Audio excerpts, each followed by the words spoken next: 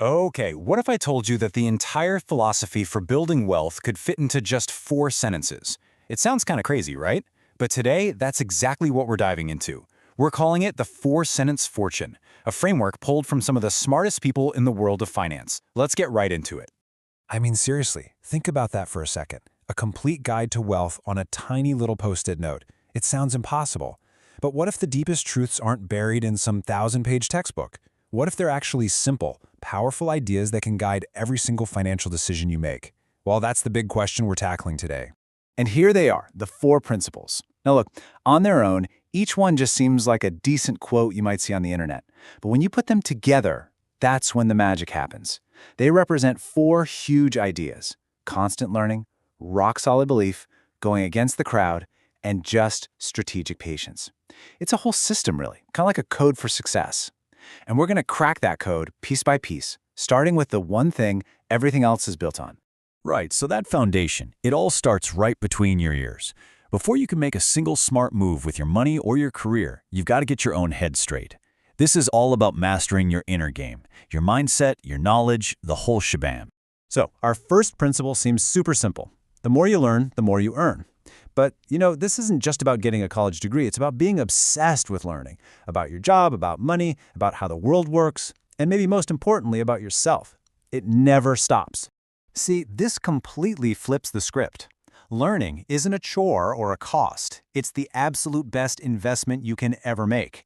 The stuff you learn, the skills you build, that's the real asset. The money you make, that's just the return, the dividend you get from investing in yourself. Now, this second part of the inner game, at first glance, it might sound a little arrogant, right? But it's actually about something way deeper. This is tapping into the mindset of a young Warren Buffett. It's about having this powerful, unshakable belief in where you're headed. A vision so clear, it feels like it's already happened. So really, it all boils down to this one word: conviction.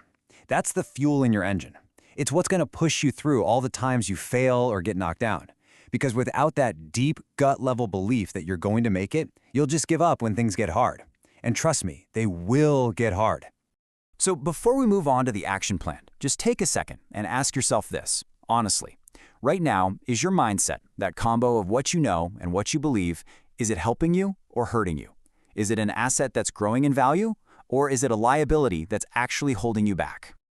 Okay, so once you've got that inner game locked down, it's time to actually do something with it. It's time to translate that powerful mindset into real-world action.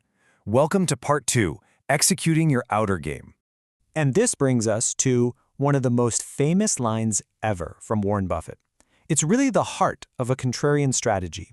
It's all about separating your emotions from what everyone else is doing. So when the market is going crazy and everyone is jumping in, that's when you should be cautious.